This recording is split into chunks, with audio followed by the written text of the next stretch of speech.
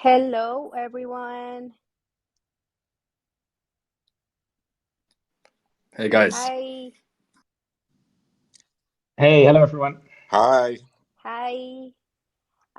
Well, first of all, welcome to these Twitter Spaces on the topic ChatGPT, blockchain, and AI. I want to thank everybody for being here today with us discussing a very interesting subject that has lately become a huge trend. I'm so excited to join this amazing panel with our guests in the Web3 space, and I really can't wait to hear what you have to share with us. Unfortunately, Daniela Merlano will not be able to join us today, but we look forward to having her over some other time as a guest as well. And that being said, I'd love to invite our guests to present themselves and their project to our lovely audience here. By the way, this is Gabi Ponce. I'll be your host today and I'll be moderating this panel. So, would you like to begin, Crypto Hub? Sure. Hey guys, can you hear me all? Yes. Awesome. So, very nice to meet you all. I'm the founder of Crypto Hub. We at Crypto Hub are building a crypto education ecosystem where we simplify blockchain related topics and educate our communities about the entire space. We have communities on many platforms where people can come together and learn, share knowledge, and stay up to date with the latest crypto news. I'm happy to be here, guys. Awesome. Thank you so much, Crypto Hub. We're very happy to have you here. Um, Tari, how about you go next?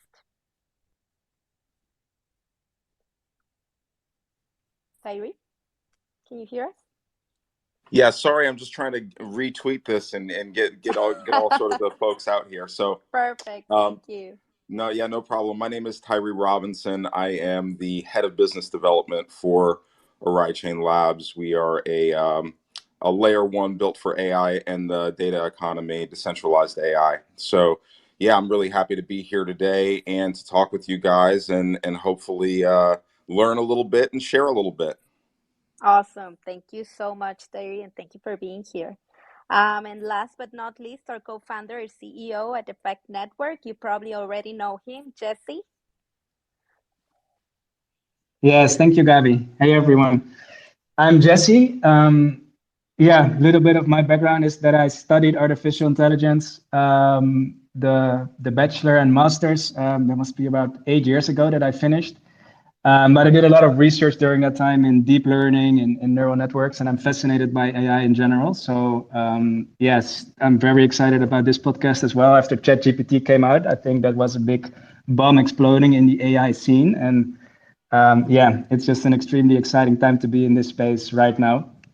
I've also been really active in blockchain development for the past 7 years. When 7 years ago I founded Effect Network, I'm currently the CEO.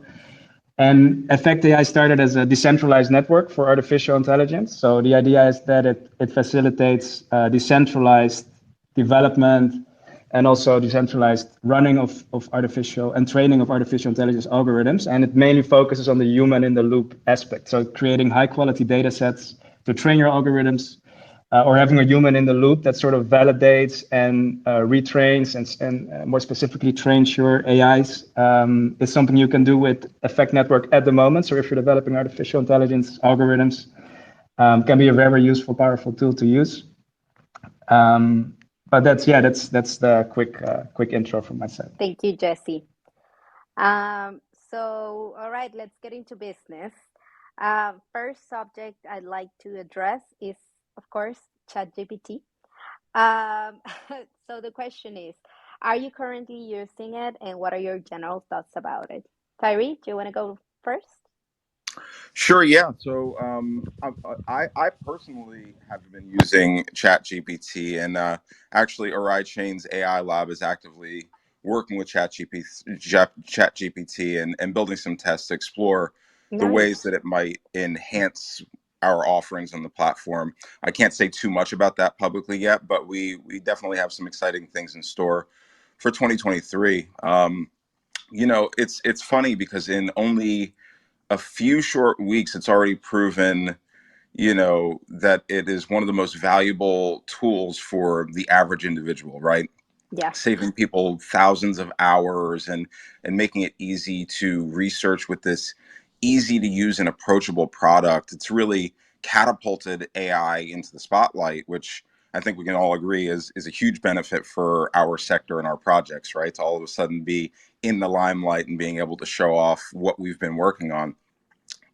Yeah, so overall, I'm really excited about what we're able to do, but I think that it's always important for everybody to remember that GPT-3, GTP-4, these are only models, right? These are a couple of models, and there are so many AI builders out here that are doing fantastic things that are even more specific and tailored to particular industries. So I think that now that this sort of floodgate is open, we're going to see some, fantastic developments and hopefully more people getting their time in the limelight. Yeah. Thank you so much. Jesse, do you want to share your opinion and whether you're currently using ChatGPT? I share a lot of the excitement, definitely about ChatGPT. I think it's an incredible leap forward. I must admit, like I was so surprised when I used it for the first time. I remember very well because I studied this at university. I worked a lot with these models, training them, and I always told everyone when they asked like, "What is your, will AI ever be, capable to communicate on a human level and talk about topics and understand the world like we do?" And I always said, "Not in our lifetime, right? I believe we would get there, but not that quick." And I feel really stupid after ChatGPT came out because I think I was not expecting that to be out there this quick, and it was there, right? So I felt like blown away. I think the capacity of that model is incredible because it clearly understands a lot of these core Yeah. concepts. It can work with ambiguity. It can understand human concepts, emotions, and like I don't know if understanding is the right word, but at least it can reason about them. It can use the topics in the right place in conversation. And for me, it's like, yeah, I never expected we could get there with the current technology that we have, which is basically deep neural networks. It's a quite old technology and just scaled up to an incredible size, and it shows really astonishing results. So that's my opinion and how I really admire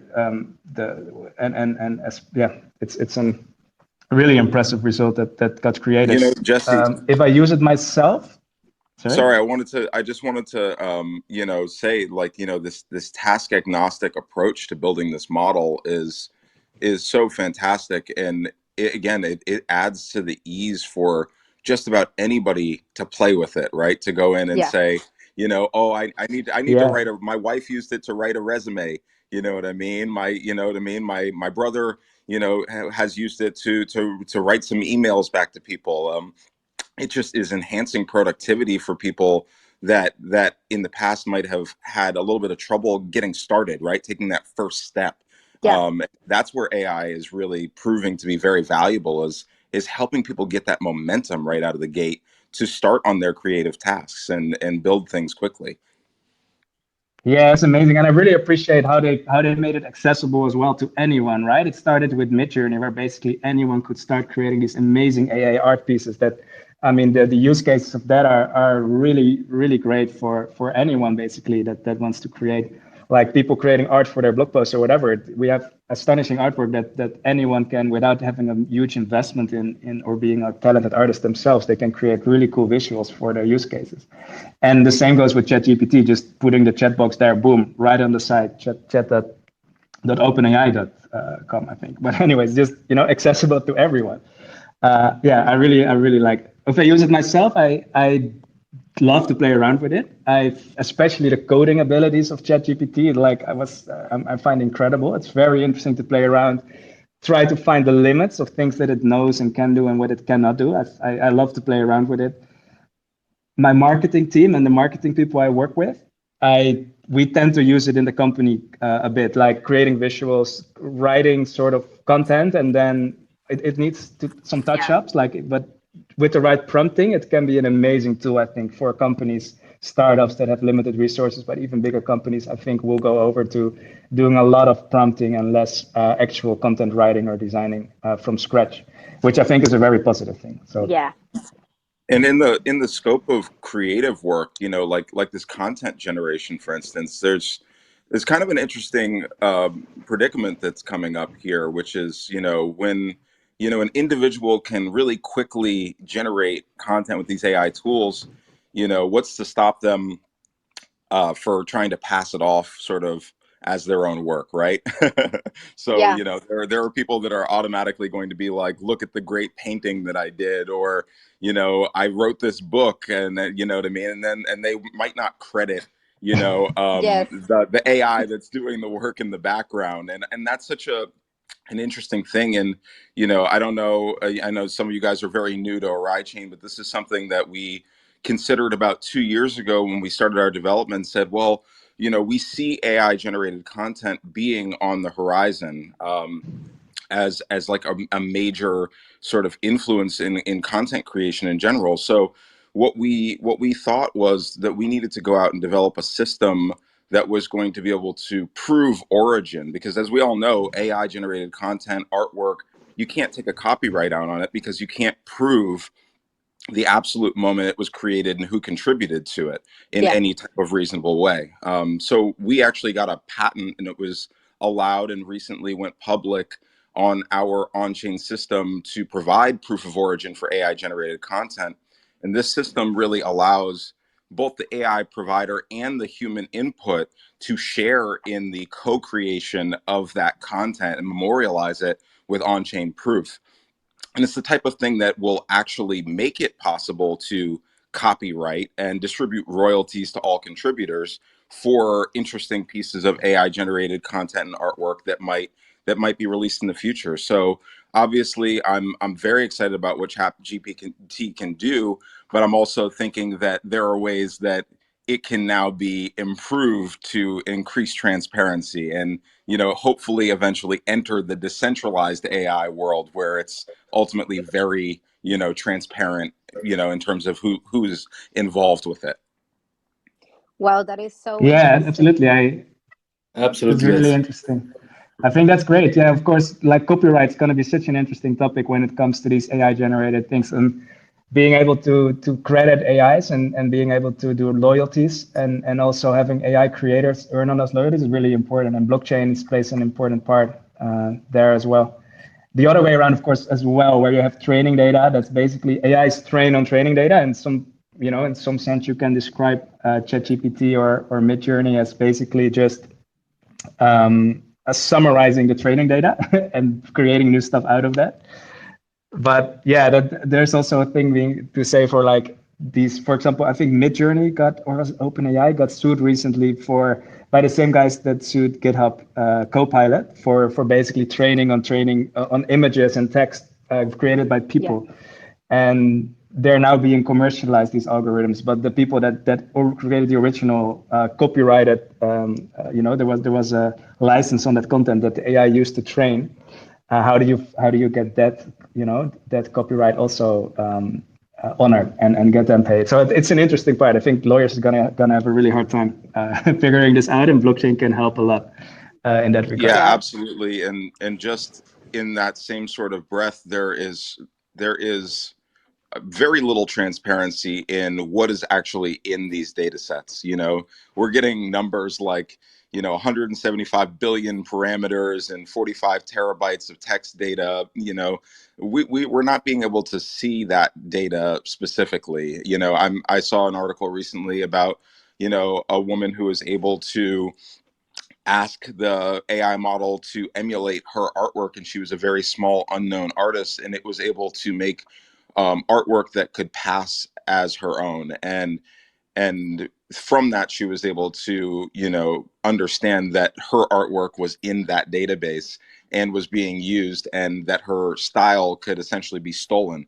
And so this is really going to be, this is where blockchain and really ultimately really transparent data sets become important, where anybody can look at the data, see how it was trained, and see, before it is even, reaches commercialization, to be able to understand that. And, because otherwise we're just going to always be in this cycle of litigation, right? Where, somebody creates a product and then we go back and say, well, how did you build that product? And, well, okay, well, that product was built from my data. And, and obviously, the privacy agreements in the world, they make people forfeit their data for the benefits of AI algorithms that do advertising and all of these other things. So, to a certain extent, there are, I would say, unfair pieces that are kind of built into the pipeline right now that should be changed. But then when it comes to these copyrighted artworks, I mean, there's almost no doubt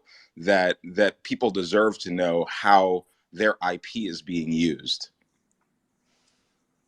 Wow, this is Yeah, mind absolutely. blowing. I think all of these, at least for me, I hadn't thought on all of these things that lead up to this very easy moment when you are trying to get started on a writing or on a blog post with ChatGPT. Um, Sometimes you don't think the extent of where it comes from. It's just mind blowing to think about it, really. And the sheer number of the amount of data that they're training, it's impossible for any one person to be able to go and go and crawl Think through it about it, and yeah. find their writing or their article in there, and and see if they've crawled data that they've put on the internet. So these are challenges that we'll all have to work together to solve, right? Yeah, 100%. So Crypto Hub, you are in a slightly different industry. You're more into news, educational content. But we want to know, are you currently using ChatGPT, and what are your thoughts about it in general? Yeah, sure. I absolutely share the excitement with you guys. And I personally use ChatGPT on a daily basis if I obviously get access to the platform, which hasn't been granted for the last few Yeah. days. And my work consists of two main tasks. First is research, second is copywriting. And on the research side, ChatGPT is incredibly helpful since it can explain new concepts very fast and efficient. And even if the explanation is too complicated, I usually type something like, explain this concept to a 10-year-old, and GPT simplifies it instantly. Yeah, however, but the AI cannot provide information on current topics Yeah. yet, as its knowledge is based on data up to 2021. For example, it doesn't know Oh, anything about, let's say, FTX or Alameda yet. So while GPT is helpful in my research, I have found it to be less useful in my copywriting since I prefer my own individual writing style. yeah. Yeah, but overall, I use ChatGPT if I get access to it for around 2 hours each day. Wow, that's like now that you say about keeping your own writing style. There's been a couple of times when I think a I've known that somebody was using ChatGPT because it also has a little bit of its own writing style. Does that make sense? Absolutely, yeah. Absolutely, I agree with Yeah. you. All right, let's move on to our next question. So, in your opinion, what's the role of programmers, copywriters, designers? We were talking a little bit about this before. Um, but about all these people that are generating this content going to look like when GPT-4 comes around. Jesse, do you want to start with this one? Yeah, that's a really interesting, like thought-provoking question. I think after ChatGPT came out, it's something that people have been discussing and thinking about more and more because suddenly it becomes so real where you even as a programmer, like it can do so much on code generation and actually creating whatever. It doesn't matter. It knows all the syntaxes. It knows quite a bit about structuring a program or even a more complex program. And it's clear that our role is gonna change. I think there's like a surprising few amount of occupations that will not be touched by AI in the near future already. As this is the big leap forward that's making this way closer than I had expected initially. I think, for example, for programmers, a lot of our occupation, a lot of our day. I'm a programmer myself, so that's also why I feel that's closest. Like that's the one I relate to the most. And I think prompting is going to be this term that's going to be more and more used. Prompting basically means that you tell that you get really good at this telling the algorithm what you need, so it produces the right output. Because you do have to be like sort of skillful in steering that algorithm and making sure you get the results that you want, because it doesn't, like, if you can be bad at Midjourney, or you can be bad at ChatGPT if you just don't give it the right prompts. Especially when crafting more complicated software, I think prompting will get very yeah, it will be the skill that you need to have. You need to learn how to work with the algorithm. I think this algorithm is going to be more personalized. So if I have a specific coding style, or I have a specific program I'm creating, that's maybe a really big complicated program, this algorithm should, like ChatGPT or some kind of similar system, they will have to learn quite quickly what I'm doing, and learn the code base and the coding style and stuff like that, and aid in that. But I think for coding, prompting will be the main thing. There's been a topic that's been discussed in the last few years already. I think Andrei Karpathy, that he's the original. He set up the AI department of Tesla, and he's a really big player in the AI space. But he always mentioned it as basically coding 2.0, and we're going to be more involved with telling the algorithms how to write the code. I think that's going to be the way coding will look like. Also, the same goes for copywriting and art. I think you still need to have a human in the end to prompt it and to make sure that it fits the business needs Yeah. that are in the real world. But the prompting is the job of the future. At Effect Network, I think we're basically doing the human interface to data. So we have a lot of humans behind the keyboard working on our platform. They're qualified. They're like, there is a tokenomics model on how they can earn for their efforts. But prompting is also a direction that we're going in now, to make sure that we provide a nice platform where people can interact with machines by prompting the algorithms with the right data, getting the results, and that should be a job across a lot of different areas. Yeah, especially with what we were just saying about, on my part, I would talk about copywriting, because obviously everybody has their own specific way of expressing themselves, even if where you're reading them, and not hearing their voices, you know that that specific person is talking or writing. So I think the same for copywriting, for designers. There's still going to be um, people behind telling the program how they want, what the tone of voice, how they want it to be expressed, and so on. What do you think, Crypto Hub?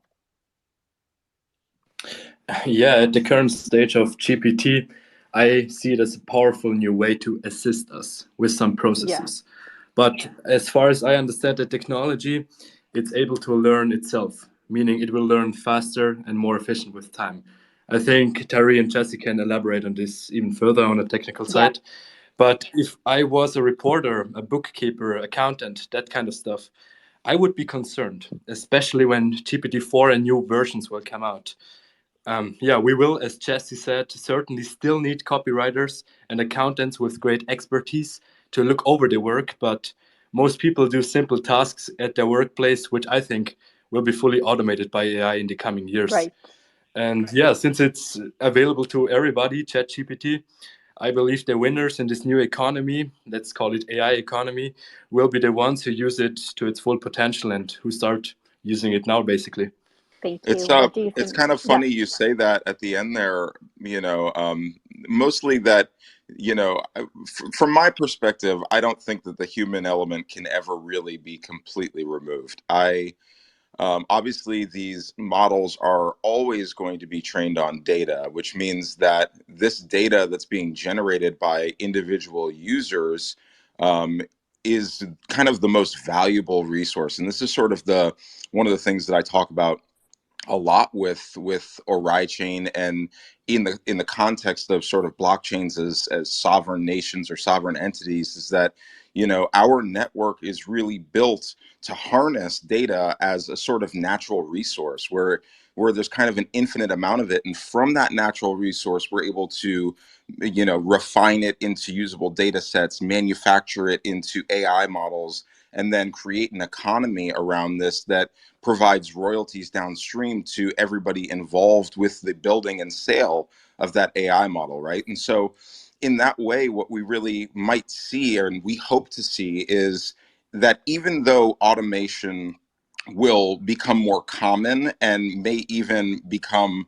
prevalent in the future, we will always see the monetary benefits kind of trickling down to the entire audience of people that are out there and consuming this and contributing data to these models, right? And really cutting them in on the benefit of that. So in that way, I think that this is sort of why the decentralized AI and decentralized data economy is just so important, because what it is actually an opportunity for wealth creation from a natural resource, which is something that any healthy economy really needs. And data is that thing. And just to kind of go back to your question a little bit on sort of what I think the role of all of these different professionals will be, copywriters and designers, Yeah. I think that their productivity will rise. I think that they will be able to experiment more and be even more creativity. I think the creativity will absolutely explode in the next 10 years because of the addition of AI into their workflow, because people will be able to iterate faster. And that is, I mean, we're all, I think, here in the agile tech field, we're out here and developing and trying and iterating. And that is just so, the quicker you can get to deployment, the better, the faster you can get to a final product, right? And Right. Yeah. sort of like I said earlier, the first step is always the hardest. Yeah. Will it work? How do I plan it? You got to do the research and R&D, and that's what this tool is really good for, getting people started. And with GPT-4 sort of on the horizon, I think that there's it's a great opportunity for people to take fear out of their sort of equation, right? It's like, oh, I don't know if I can do this, or I'm not confident in my ability. They can then become sort of the editor, and you treat this AI model sort of as their staff that's out Yeah. there and generating ideas for them. And so that's really the value here. And again, being able to track that money and from the point of sale all the way back to the data contributors, I think that that is absolutely essential to really making this a healthy step forward for our economy that lets everybody participate in it. Right.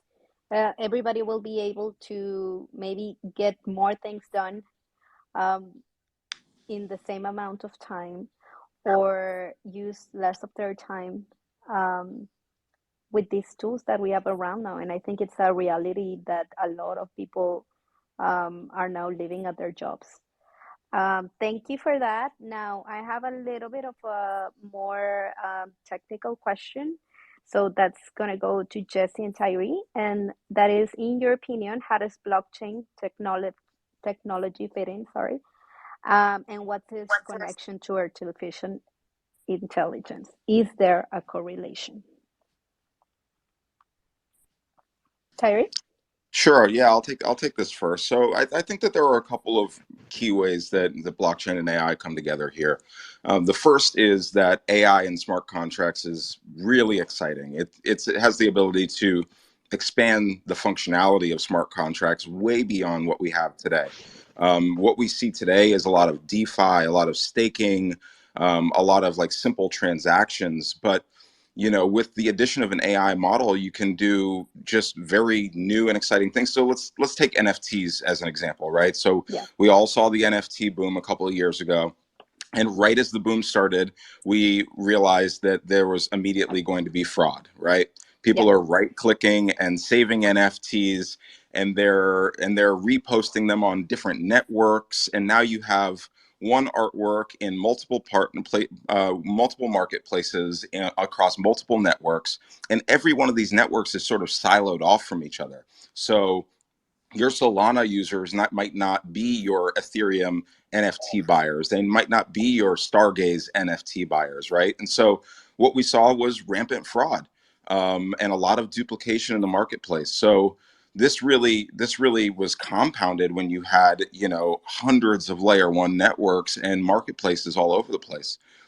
So one of the approaches that we took was saying, okay, well, if we can take an AI model that can detect content authenticity, at least on chain across many networks, then we can build a model that is able to provide authenticity reports that can actually show you, based on the image alone, where the original piece of this artwork exists, Right. so that that buyer can make an informed decision.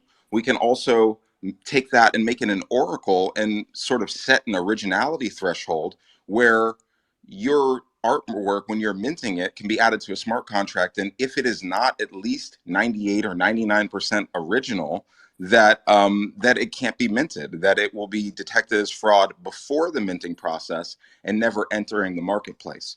So that was one of the sort of first use cases, and that's, our product AI Right, that was really exciting for us. Yeah. And I think that there are, you know that's only sort of one kind of like beginning use case, right? We also are looking at how consumer data plays in, how healthcare data plays in, and the different types of models that can be, used there. So those are all exciting. I'm sure I'll get a chance to talk about that later. But sort of the second reason why I think blockchain and AI come together is, again, going back to that royalties situation, right? So being able to track the royalties throughout this entire sort of data supply chain is really important. Being able to preserve the monetization and the royalties for all contributors to the development of these AI models is a great way for blockchain and AI to come together. So Oraichain, again, is really built to service the entire data economy end to end, meaning that payment is received on chain, AI models are executed on chain with on-chain proof, with a dedicated subnetwork for our AI executors, and royalties are distributed on chain to the AI providers and the data providers on chain. So this is maximum transparency, being able to see the data, being able to see where the money's going, and knowing how your data is being used, who is using it, and what you're getting sort of paid for, in these for that contribution. Yeah. Which is essentially what blockchain is. And thinking about your NFT example, um, the more people join the space and get into into the business and everything, the more we need an AI tool that will help us track, um, and keep, know where the NFTs are coming from, who it's coming from, because we don't have enough people that are doing it, um, in the marketplaces, or whatever you're buying your NFT. So Yeah, and again, that the just to talk a little bit more about AI, right? It's again, it's a tool, right? And so yeah, right now we're working with the Proton community, who Proton is another a layer one, and they have a product, or a DAO called the NFT Watch, and they use our model to be able to verify the originality of content before giving it that as part of their process, in giving it that sort of safety badge and saying that this collection is verified. And again, so it's not that we need to rely 100% on automation, but for even people that are running marketplaces and that are doing these sort yeah, of watchdog groups, this little bit of AI that is specifically looking at what they need to know is extremely valuable for them to be able to go and have that data at their fingertips, and not have to manually go and look across 100 networks to see if this artwork appears somewhere else. that's so interesting. I hadn't thought of it that way. Jesse, what do you think? How do you think blockchain technology and AI fit in together?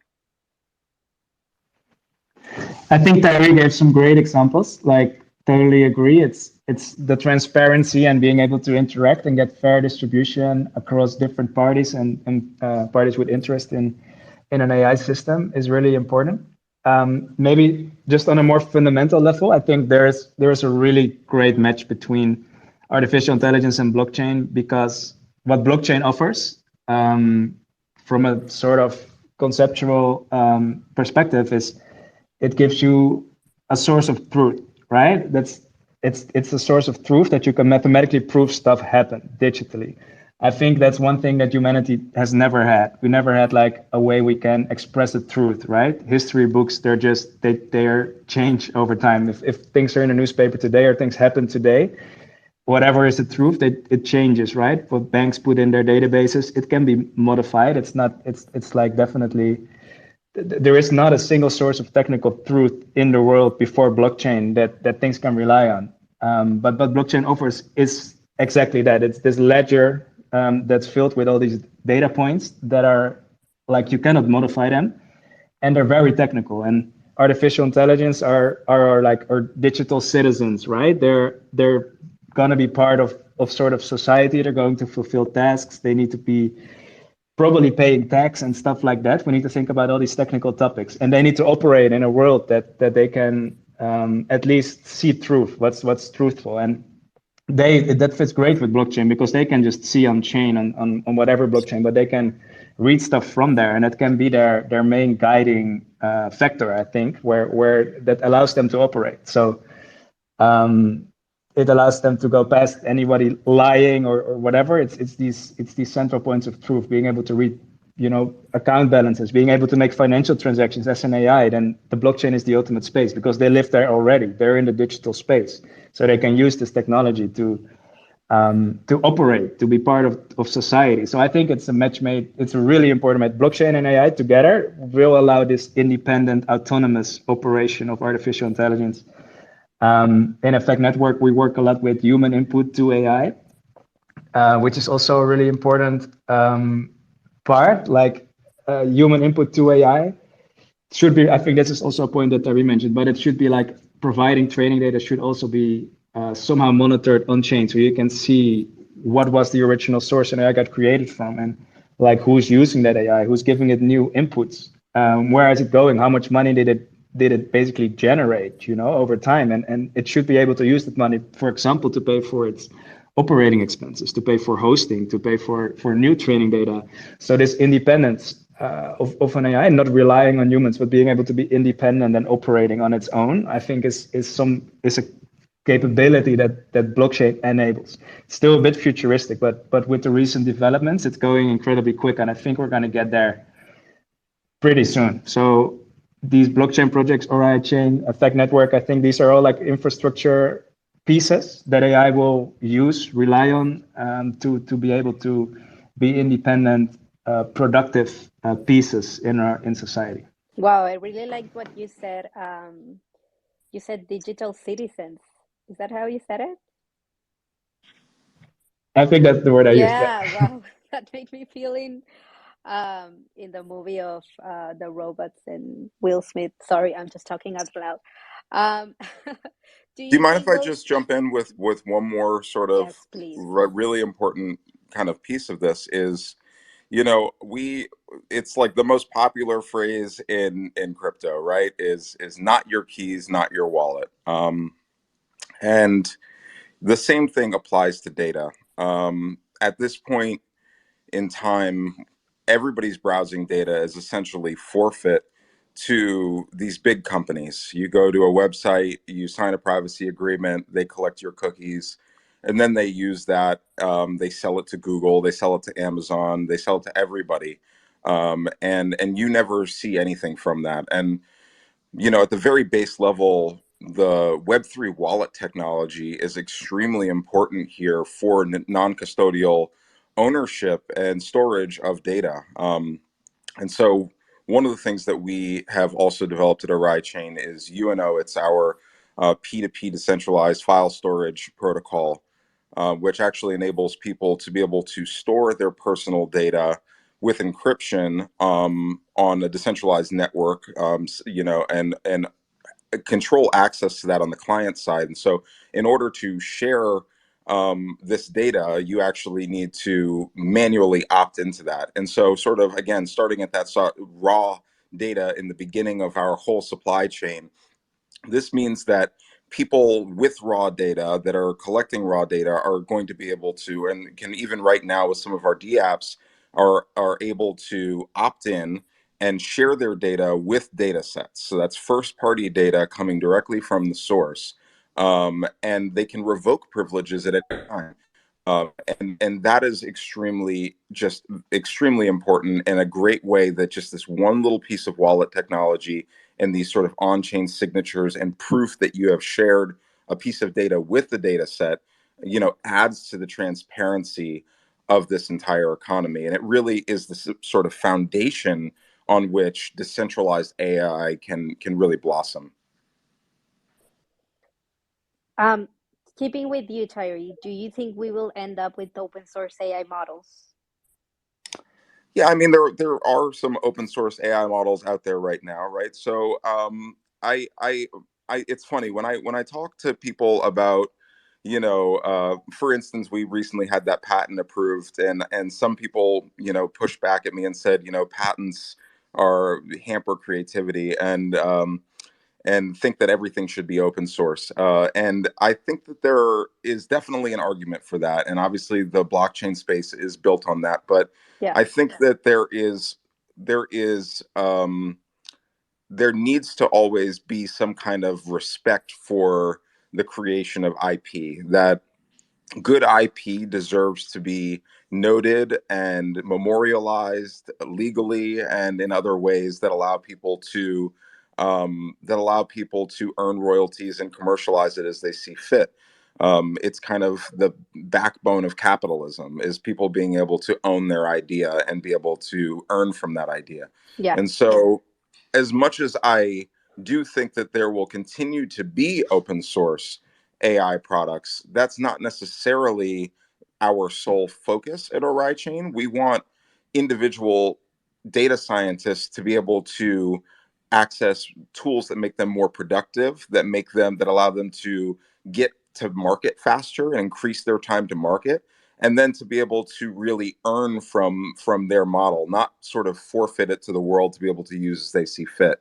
Um, so that's kind of my big take on it. It's not that I don't want to see open source models. It's just that I think that, data scientists shouldn't have to go and work for a company to be able to earn. There are a lot of talented people that can be productive on their own, and especially with the tools that Effect Network and Oraichain are providing, this gives them an opportunity and a leg up to be more competitive and start to level that playing field. And it's a good environment for them to be able to really own what they do and be proud of that. So that's kind of my take on it. What about you, Jesse? I'm very passionate about open source. I'm actually a free software enthusiast. Like, not free software as that it doesn't cost money, but free as in like freedom, that you're free to modify and distribute it. And now we're getting to a place where artificial intelligence algorithms like ChatGPT and Midjourney, they're basically large collections of these trained data. They're basically weights that go into a model. And I think the best ones, like the best AI algorithms, will not be open source. I'm afraid of that. I want them to be. I think this is going to be like a win or lose type of moment for us. Like, I think the next few years are going to be really important if we all get together and we're going to advocate and go to battle together to make sure that we say that it's important that these things are open source, that people can modify them, retrain them, resell them, have like an open environment around training and using algorithms. I think that's going to be incredibly important, because the other way around is that, like, Microsoft is already buying ChatGPT. I'm not sure about the latest on that, but that's something that was happening.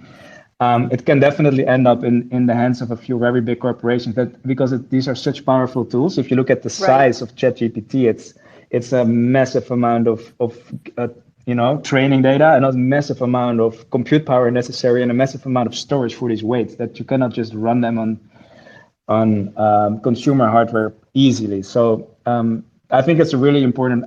do I think we'll end up with it? I hope so. I think we need to fight that battle. We need to win it and make sure there's going to be open source models that are usable, that you can run on your own hardware, that startups can run and retrain, and then they should be good enough for they should be competitive with whatever larger companies have to offer. Yeah.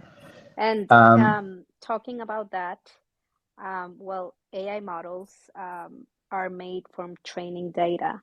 So, where does it come from, and how would you deal with biases when these big entities are owning them? so a lot of training data, of course, like ChatGPT comes from the web. So there's the big the web is data that's available. It's been scraped. You can train algorithms on it. There's a lot of bias in there, of course. So that's the thing for researchers to to make sure we don't end up with biased data sets. Like there are a lot of examples where, for example, women are way underrepresented in data, or there's many groups of people that are underrepresented, which means that algorithms turn up very biased after they're trained. So it's I don't know how to get around it, but it's something to be very conscious about, I guess, when you're training an algorithm and when you're compiling a training data set and when you're applying an algorithm to a certain use case, to be very aware of the fact that bias is very present in data sets, Right. right? Putting in effort and spending money on creating better data sets, I think is a really important part to do. Like training data set creation is going to be more important than ever because there is such a big heap out there. But if you want to have a specialized algorithm, or if you want to have a bias removed from your algorithm, you would have to get certain groups of people involved in retraining or making an algorithm more specific, creating live training environments, which is what Effect Network is set up to do. Like we are an interface for humans to retrain, to make training data, to be able to purchase specific types of training data to get your bias out of your algorithm, so to say. So yeah, these are really important topics going forward because a bias is not a bad characteristic of an algorithm, and we should definitely at least be aware of them and put in money and effort to get rid of them. What about you, Tyree? How would you deal with biases?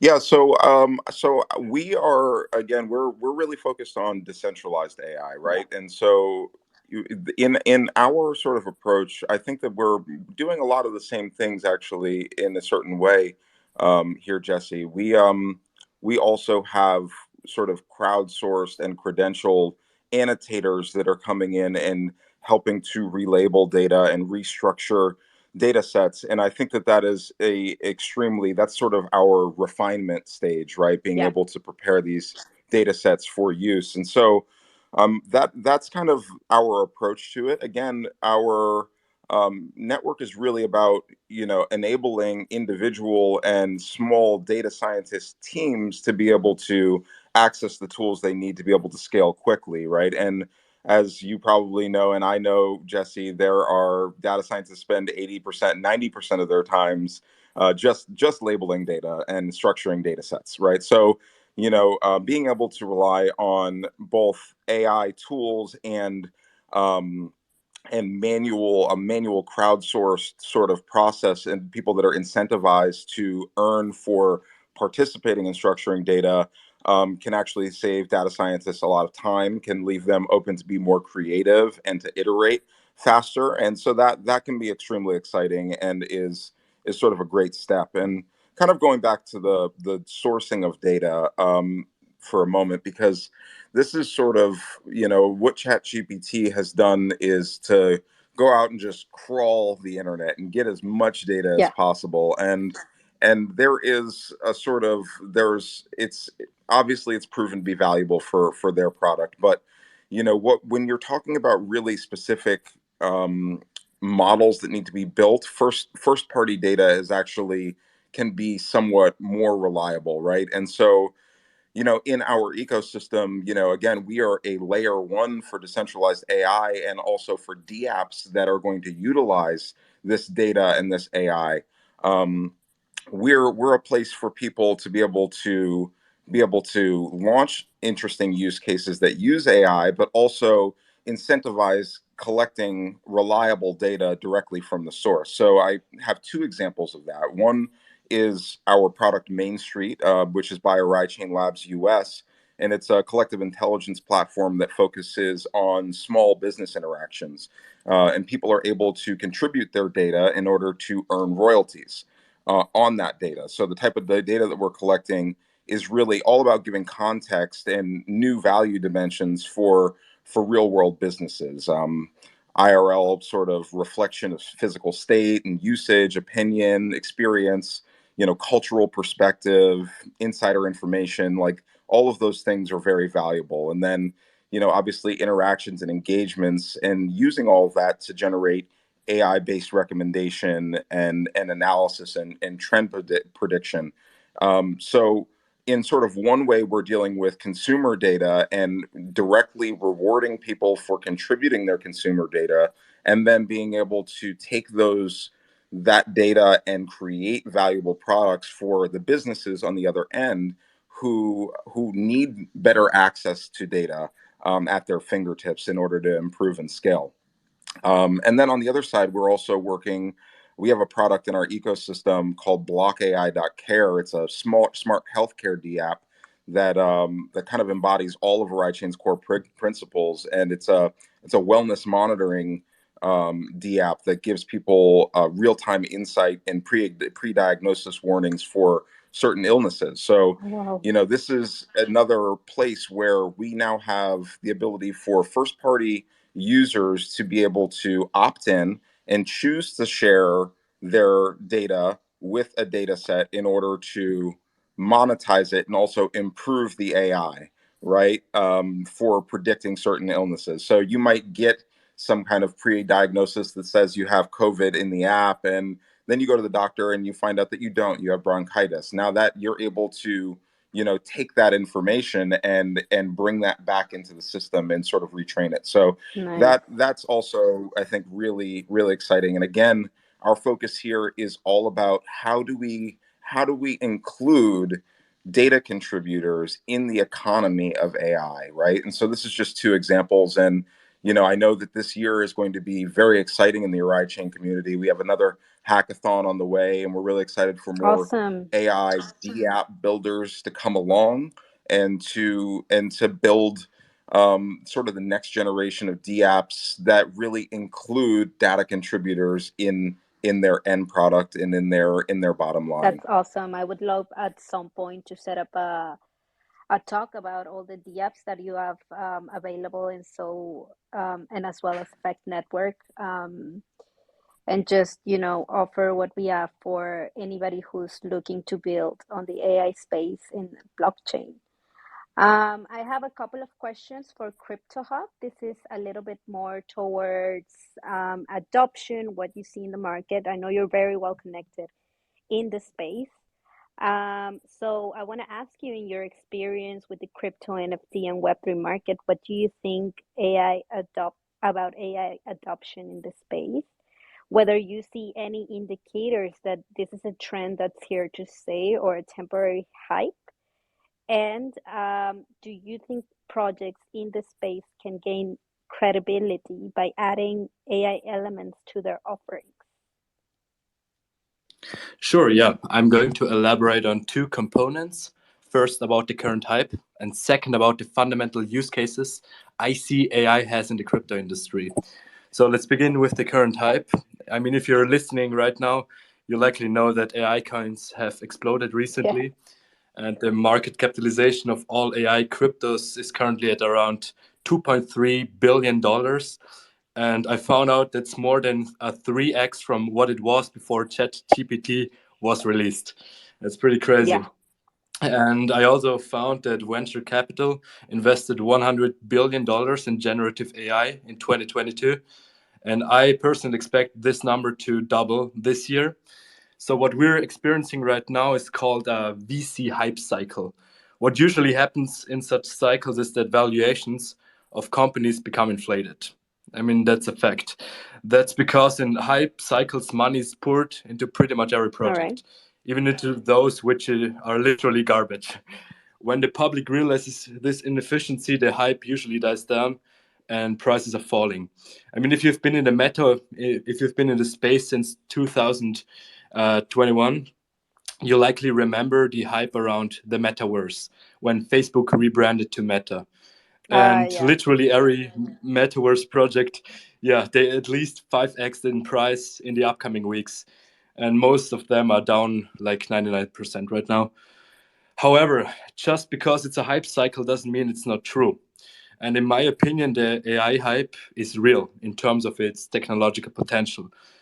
Unlike the promises of, let's say, self-driving cars, the metaverse, and other recent hypes, artificial intelligence seems for me ready for real-world use cases.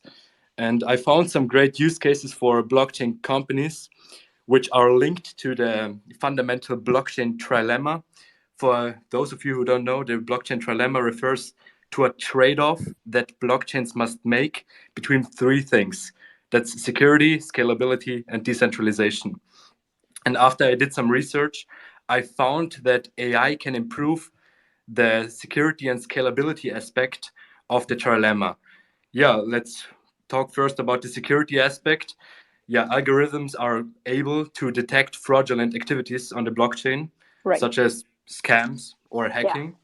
And then we have, I mean, scalability, what actually means how fast a network is measured in transactions per second.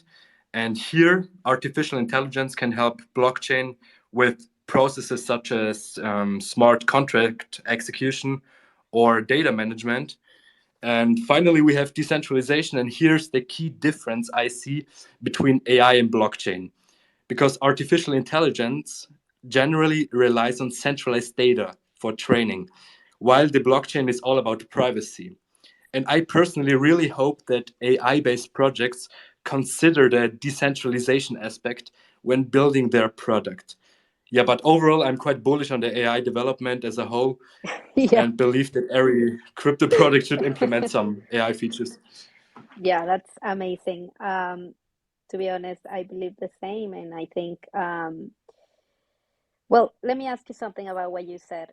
What, how would you, what would you tell the people that are listening to us on how to differ a project that is just about the hype, or a project that is actually, I think the way you said it is a daily use case? Yeah, sure. I mean, it's pretty hard to differentiate it in a hype cycle, which we're in right now. But I personally always talk to the team. That's probably the most important aspect for me to see whether it's a fraudulent project or a legitimate, which has a future. And obviously, the tokenomics are essential, which might be very hard for many of the audience to get insights in.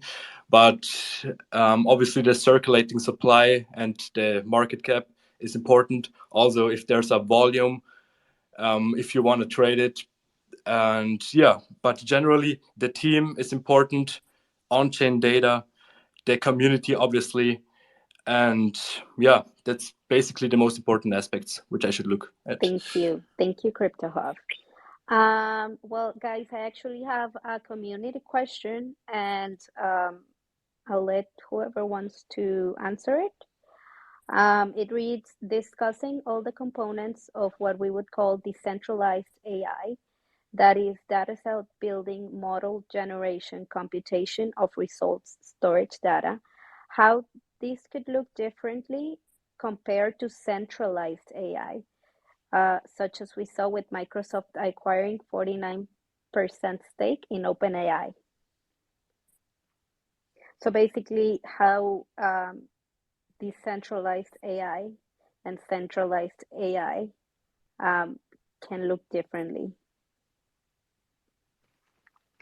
I can give a quick answer if I understood the question correctly. But I think it's a combination of the open source values, like if we're gonna have an open source AI, and also like what's the benefit of blockchain when it comes to AI, and that boils down to, I think, being able as a small startup to access a good base AI, basically. So having an open source AI where the weights are open source to download, Karpati, like the really big AI scientist that started the Tesla AI division, he also published some projects with open source ways like micro and nano GPT, which are basically smaller versions of GPT that you can run on your laptop. Like stuff like that is, I think, will be really important, but we need big players to support that. So yeah, that's an important part, right? The open source part, and then like what would a not decentralized version look like? You would have a big corporation basically in housing, I think, a lot of that because it requires a lot of capital to build AI, and I think that's where we need to get away from. So Right. we need to have it accessible. So open source and AI, I think, in this entire spaces we covered a lot of that are two really important ingredients. And if we don't get those things, we will end up with AIs that are very much owned by bigger corporations that are not affordable to be basically used and be experimented with by startups. And I think, yeah, the accessibility, I think we will get in a very commercial version of having to, yeah, pay basically Microsoft, Apple, Google, or Amazon a big monthly fee to have your own personal AI running on your phone, something like that. And the other way is that we would have a lot of startups and a lot of different flavors of AIs around that you can use. And like it's not about how much they cost, but I think it's more about freedom and innovation. And I think the innovation factor would be way bigger if we allow people to develop their own and make AI affordable and accessible. Thank you, Jesse. Yeah. Yeah, and for my part of it, I think that there's, the key here is saying who will profit from OpenAI's products, ChatGPT, Dolly, all of the rest of these. And that the answer to that is OpenAI and their stakeholders. All of the people that were involved in creating the content Right. that was made to generate that AI model and build it will never see a dime off of that product. And Oraichain's vision for decentralized AI, and in compared to ChatGPT, which is very much centralized, is that decentralized AI will always provide royalties for data contributors. And if people are concerned about automation taking their jobs, then we're at a point right now where we have to decide, do we want to let a company like OpenAI, who created a great product and we all love it and have used it and think that it's amazing, but do we want to let them actually be the people that are standing between sort of our jobs and us, right? Or do we want to choose a system where even if AI is able to come in and replace people in the workplace or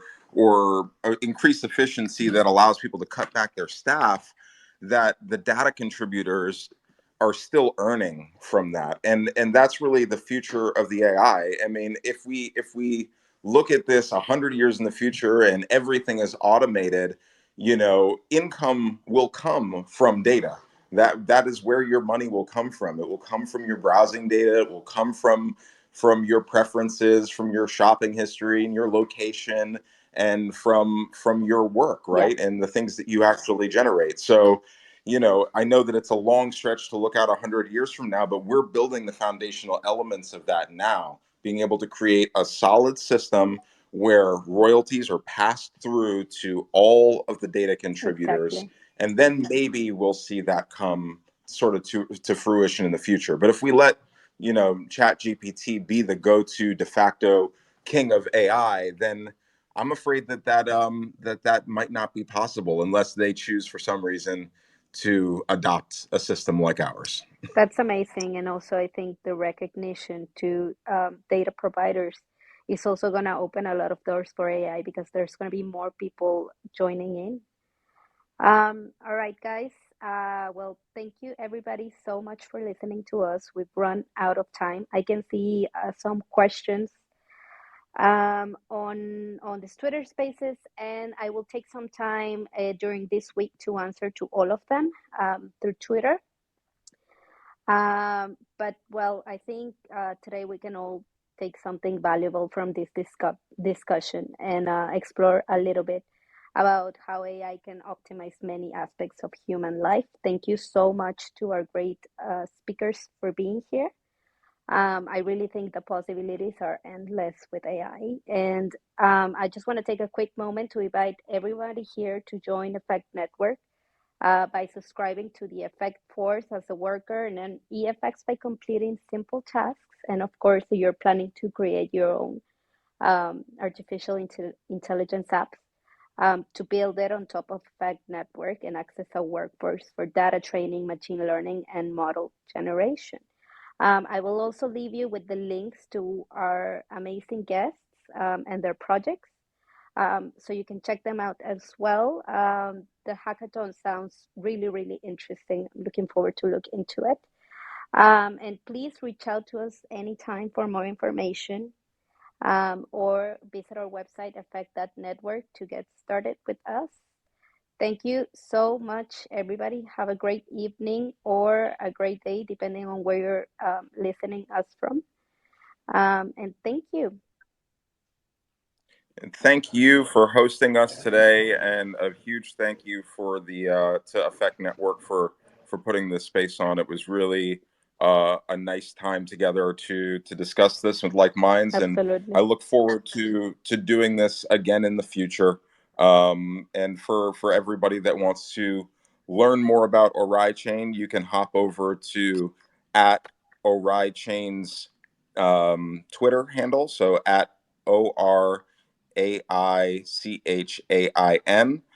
That's our official Twitter, and from there you'll be able to find all of our official links, and also orai.io for our homepage, and you can check out the network. But thank you again for you guys joining us, and we're very happy and hope to continue this relationship. 100%. Thank you so much, Tyree. Yeah, thank you for organizing the Spaces Effect Network. It was a very insightful spaces, and I learned a lot. Thanks, guys. Thank you. Thank you so much for being here. Thanks for being here. I had a great time. So thanks everyone for being here. And Crypto Hub and Tyree, it was really interesting to hear you guys' opinion on all the topics. And thanks, Gabby, for hosting. Of course. All right. Thank you, everybody, and have a great night. Bye.